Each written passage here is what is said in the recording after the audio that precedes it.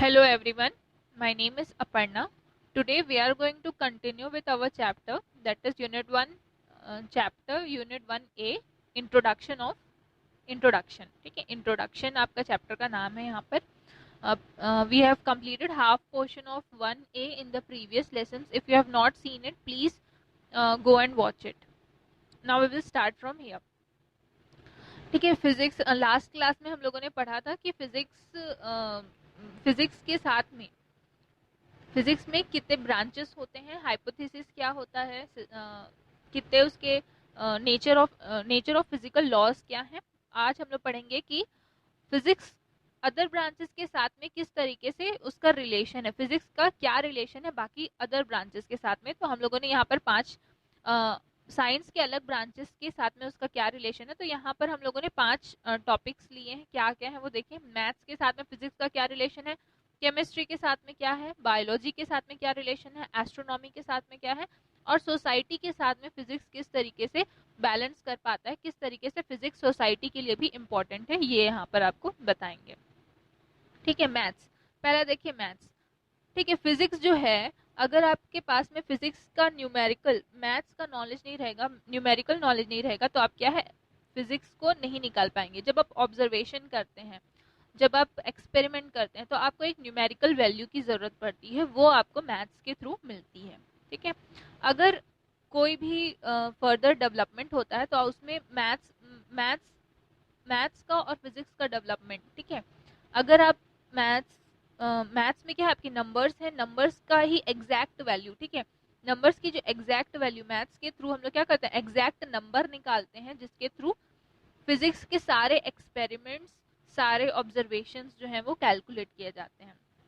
अगर मैथ्स जो है, जैसे हायर मैथमेटिक्स मीन्स आपका डिफरेंशिएशन, इंटीग्रेशन, ये बहुत सारे और जो मैथ्स में आते हैं वो आपका हायर मैथमेटिक्स में आएगा.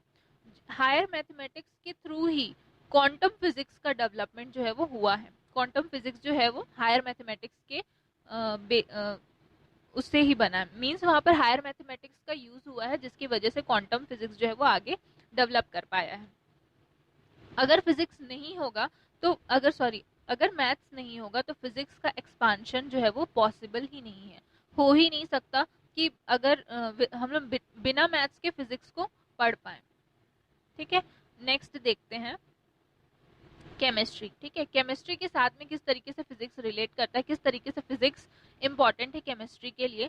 तो बहुत सारे ऐसे लॉज हैं जिसमें फिजिक्स की क्या जरूरत पड़ती है. ठीक है, जैसे स्ट्रक्चर ऑफ एटम. ठीक है, अगर हम एटम है तो अलग अलग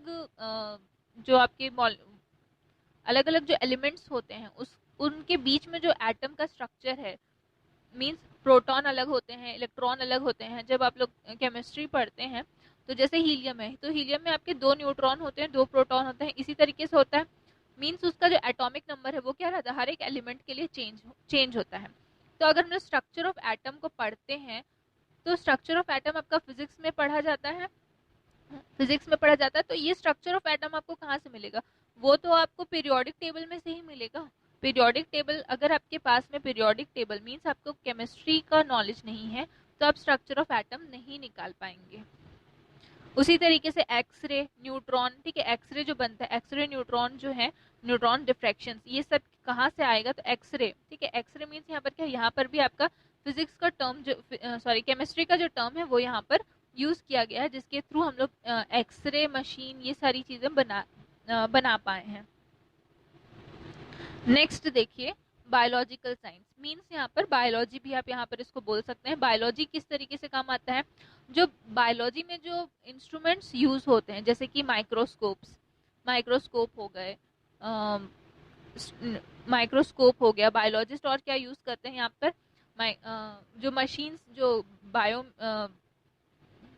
ऑपरेशंस करने के लिए जो मशीन्स का यूज होता है, वो भी आपका फिजिक्स के नॉलेज को इस्तेमाल करने के बाद ही जो मशीन्स होते हैं वो बन पाते हैं. नेक्स्ट देखिए एस्ट्रोनॉमी में किस तरीके से काम आता है. तो जो लॉ और टेक्निक फिजिक्स में यूज होता है, उसी को एस्ट्रोनॉमी में यूज किया जाता है. कैसे, जब टेलीस्कोप बनाया जाता है तो टेलीस्कोप किसके बेसिस पे बनेगा, तो टेलीस्कोप जो है वो आपका फिजिक्स के नॉलेज के बेस पे बनता है। टेलीस्कोप में आपका क्या क्या यूज होता है, तो आपका लेंसेज का यूज किया जाता है, वहां पर लेंस हो गए, मिरर हो गए। तो ये सारे ये जो उसका फोकल लेंथ क्या होगा, लेंस का फोकल लेंथ क्या होगा, फोकस क्या, पॉइंट क्या होगा, ये सब चीज कहाँ से आपको पता चलेगा, ये आपको फिजिक्स के थ्रू ही पता चल पाएगा। साथ में जो एयरक्राफ्ट बनते हैं, सैटेलाइट्स बनते हैं, वो किसके बेसिस पे बनते हैं, तो वो न्यूटन्स लॉ ऑफ ग्रेविटेशन है, उनके बेसिस पे ही जो सैटेलाइट्स वगैरह है, स्पेस क्राफ्ट है, उनको भेजा जाता है। ये आपको आगे के चैप्टर्स में अच्छे से समझ में आएगा। ये इस न्यूटन्स लॉ ऑफ ग्रेविटेशन पे प्रॉपर एक चैप्टर दिया हुआ है सैटेलाइट में। नेक्स्ट है आपका सोसाइटी। अब किस तरीके से फिजिक्स जो है वो सोसाइटी के लिए इम्पोर्टेंट है, सोसाइटी का किस तरीके से सोसाइटी का डेवलपमेंट हुआ है फिजिक्स के थ्रू। ठीक है, तो जो टीवी है, रेडियो है, टेलीविजन है, फैक्स है, इंटरनेट है, कंप्यूटर्स है, रोबोट है, ये सारी चीजें जो है वो क्या है, फिजिक्स के नॉलेज के थ्रू ही बनी है। फिजिक्स ने क्या किया है, यहाँ पर बहुत ज्यादा जो इन्वेंशंस जो होते हैं, जो भी टेक्नोलॉजिकल इन्वेंशंस होते हैं, वो फिजिक्स के थ्रू होते हैं, और वो बहुत ह्यूमन की लाइफ में, सोसाइटी में क्या है, बहुत ज्यादा चेंजेस लाते हैं। क्या क्या है, तो आपका सभी को पता है, सभी को अभी क्या है, इंटरनेट का यूज कर रहे हैं। इंटरनेट के यूज के बिना आज क्या है, कोई भी काम पॉसिबल ही नहीं है। ठीक है, रोबोट्स, कई जगह पे अभी भी रोबोट्स जो है वो क्या है, बनते जा रहे हैं। कंप्यूटर्स, टेलीफोन, ठीक है, ये सारी चीजें जो है वो क्या है, इसमें कहीं ना कहीं फिजिक्स का जो नॉलेज है वो यूज हुआ है। नेक्स्ट देखिए, अब फोर्सेस ऑफ नेचर। ठीक है, क्या क्या है जो यहाँ पर मेनली फोर्स के बारे में बताया है। फोर्सेस क्या क्या हैं जो नेचर में यूज किए जाते हैं, तो मेनली यहाँ पर आपको चार टाइप्स के फोर्सेस बताए गए हैं। सबसे पहले देखते हैं कि फोर्स क्या है। तो जो भी एक्सटर्नल फोर्स हम लोग देते हैं, जो भी एक्सटर्नल एजेंट है, जैसे कि अगर कोई चीज रखाई हुई है, जैसे कि कोई टेबल रखाया हुआ है, उसको हम लोग अगर फोर्स लगाएंगे तो वो क्या होगा, खिसकेगा। ठीक है, आगे बढ़ेगा। तो क्या लगा रहे हैं हम लोग उसमें, फोर्स लगा रहे हैं। तो यही वही वो फोर्स हम लोग उसमें क्या लगा रहे हैं, ताकत लगा रहे हैं ताकि वो आगे बढ़े। तो वो जो ताकत है वही यहाँ पर क्या है, आपका फोर्स है।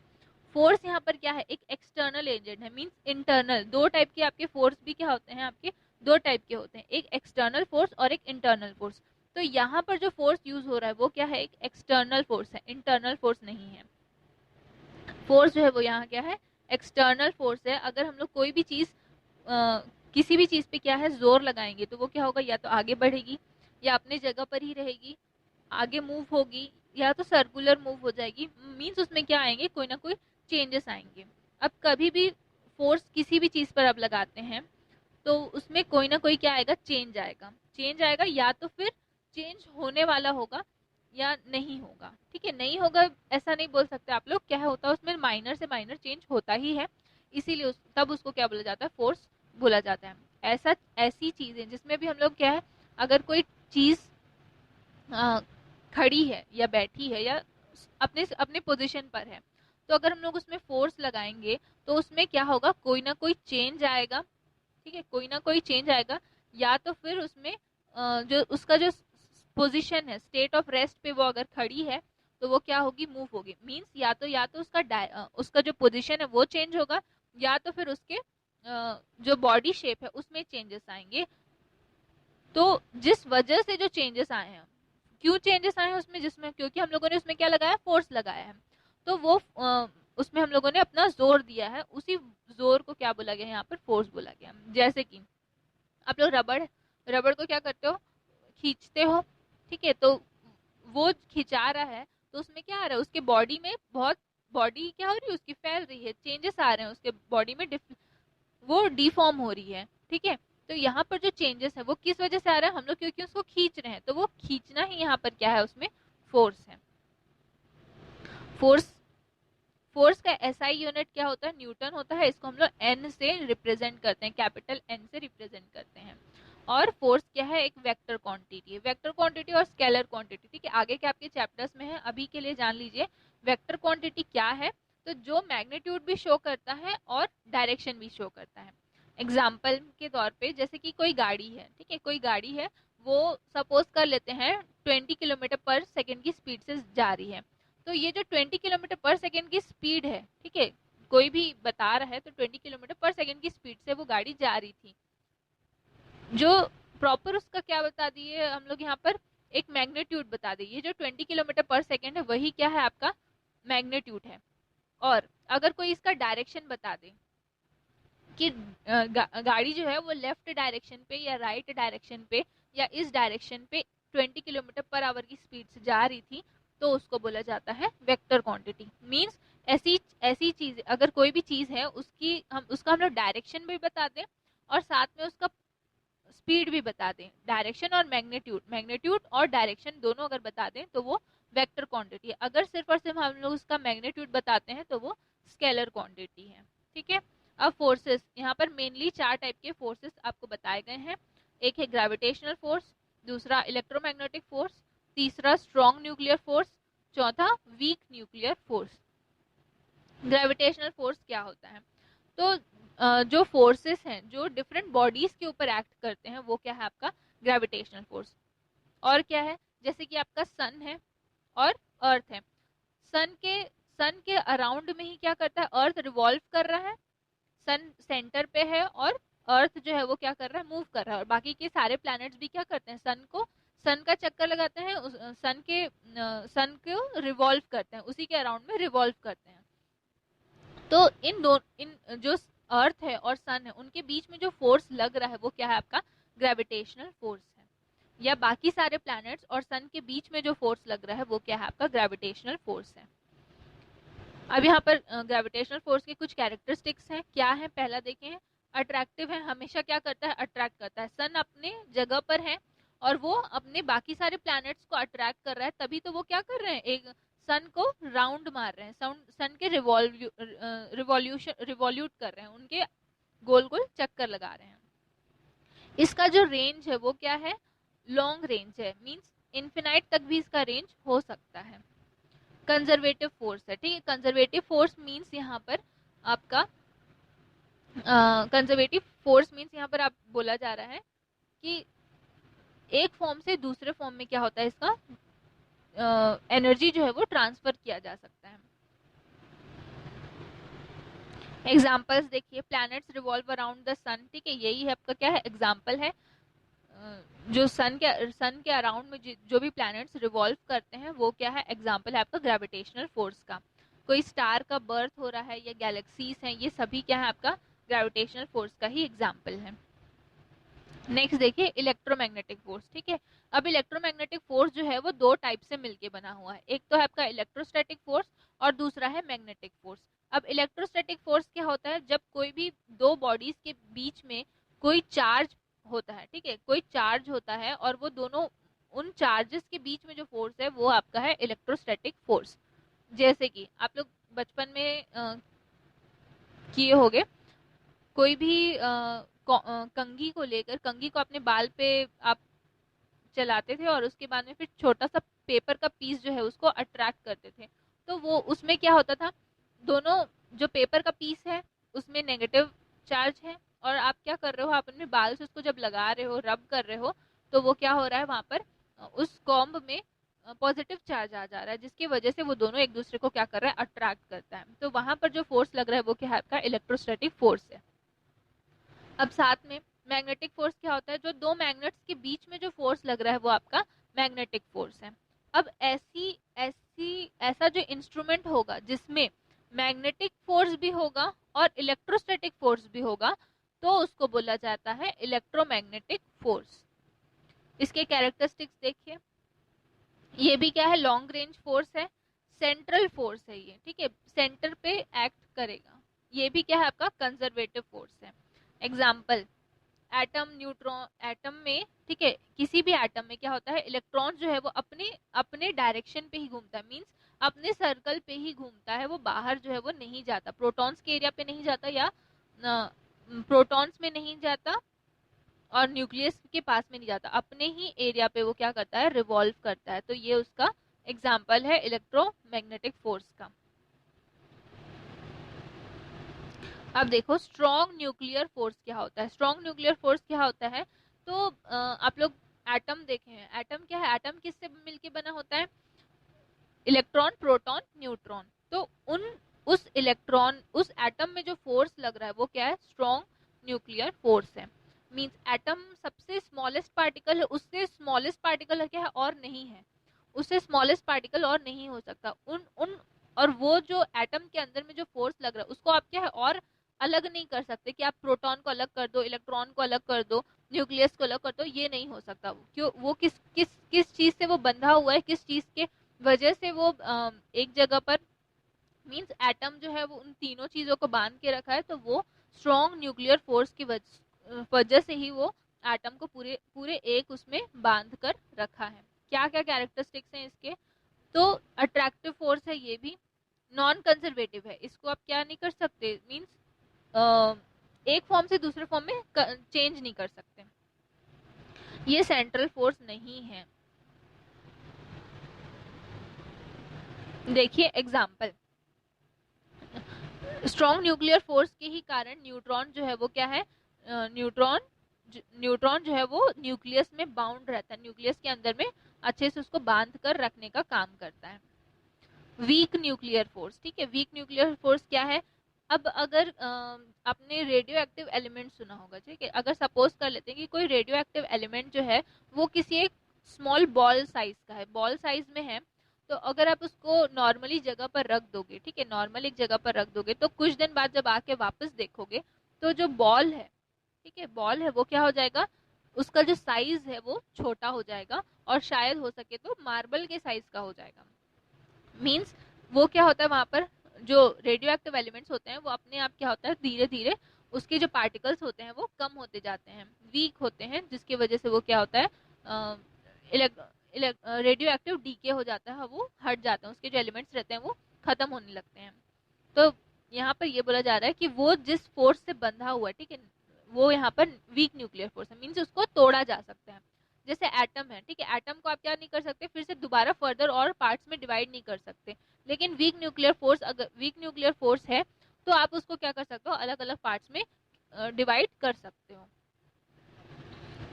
कैरेक्टरिस्टिक्स क्या है, weak nuclear force is the stronger than the gravitational force but very weak when electromagnetic force and strong nuclear forces। ठीक है, यहाँ पर बताया कि वीक न्यूक्लियर फोर्स जो है वो ग्रेविटेशनल फोर्स से तो स्ट्रॉन्ग होता है, लेकिन इलेक्ट्रोमैग्नेटिक फोर्स और स्ट्रॉन्ग न्यूक्लियर फोर्स से वीक होता है।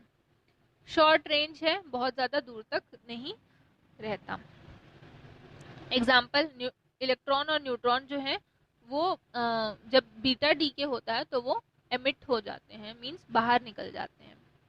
अब देखिए कंजर्वेशन लॉस, ठीक है, आपके कंजर्वेशन लॉस के ऊपर में भी और बहुत ज्यादा और चैप्टर है जिसमें आपको बहुत अच्छे से एक्सप्लेन किया जाएगा इस चीज को, अभी आप शॉर्ट के फॉर्म पे देख लीजिए। Law of conservation of linear momentum, ठीक है, अगर अगर आप किसी चीज पर फोर्स लगा रहे हैं, ठीक है, तो अलग अलग तरीके से वो क्या करता है, एक्ट करता है। पहला, या तो वो क्या करेगा, एक सीधे लाइन से खिसकेगा, मींस या तो एक्स डायरेक्शन में गया या वाई डायरेक्शन में गया, एक लाइन से जाएगा एक्स में या फिर वाई में। तो अगर वो लीनियर मींस एक लाइन पे जा रहा है तो वो आपका क्या है, लीनियर मोमेंटम है। अब यहाँ पर क्या बोला गया है, इस लॉ के अनुसार अगर कोई एक्सटर्नल फोर्स एक्ट नहीं करेगा किसी बॉडी पे, एक्सटर्नल फोर्स एक्ट नहीं करेगा, अगर हम लोग किसी बॉडी पर कोई फोर्स नहीं लगाएंगे तो वो बॉडी क्या रहेगी, अपनी जगह पर ही रहेगी। जब फोर्स ही नहीं लगा है तो बॉडी क्यों मूव होगी, ठीक है, यही यहाँ पर आपका law of conservation of linear momentum में कहा है। उसी तरीके से एंगुलर मोमेंटम, एंगुलर का मतलब समझ लो आप लोग, एंगुलर मींस राउंड के फॉर्म पे, सर्कल के फॉर्म पे, ठीक है। अब एंगुलर मोमेंटम, अगर कोई बॉडी है उस पर हम लोग फोर्स नहीं लगाएंगे तो क्या है, वो गोल गोल नहीं घूमेगी, यही है आपका law of conservation of angular momentum. Next देखिए, law of conservation of energy, ठीक है, ये वाला देखिए, अगर कोई भी मतलब जो एनर्जी है वो क्या है, आप उसको डिस्ट्रॉय नहीं कर सकते, नाइदर ना ही बना सकते हो, यही यहाँ पर लिखा है, it can neither be created nor destroyed, सिर्फ उसको क्या किया जा सकता है, एक फॉर्म से दूसरे फॉर्म में कन्वर्ट किया जा सकता है। नेक्स्ट देखिए, law of conservation of charge, ठीक है, law of conservation of charge क्या होता है, अगर कोई आइसोलेटेड सिस्टम है, ठीक है, अगर कोई आइसोलेटेड सिस्टम है मींस बाहर से क्या है उसको पूरे बाहर बाहर की चीज अंदर नहीं आ सकती, अंदर की चीज बाहर नहीं जा सकती, वो क्या है आपका आइसोलेटेड सिस्टम है। अगर चार्ज को हम लोग आइसोलेटेड सिस्टम में रख देंगे तो उसका जो मीन्स उसके जो चार्जेस होंगे वो क्या होंगे, कांस्टेंट रहेंगे। जब आप कोई चीज बाहर नहीं जा सकते, बाहर नहीं ले जा सकते, ना ही अंदर ले जा सकते हो, तो आपके पास जो चीजें रहेंगी वो क्या रहेंगी, उतनी ही रहेंगी, बढ़ेंगी भी नहीं और ना ही घटेंगी भी नहीं। ठीक है, वही यहाँ पर बोला जा रहा है law of conservation of charge में। बस यहाँ पर आपका चार्ज का टर्म का यूज किया है। मीन्स अगर कोई आइसोलेटेड सिस्टम है तो उसमें जो चार्ज है वो क्या रहेगा, कांस्टेंट ही रहेगा। अब ये मैंने कुछ क्वेश्चंस दिए हैं, ये आप अपनी कॉपी में लिख लीजिएगा। ठीक है, आज के लिए आपका इतना ही। आपका यूनिट 1A जो है, जो चैप्टर 1A है इंट्रोडक्शन, वो यहाँ पर खत्म होता है। Thank you.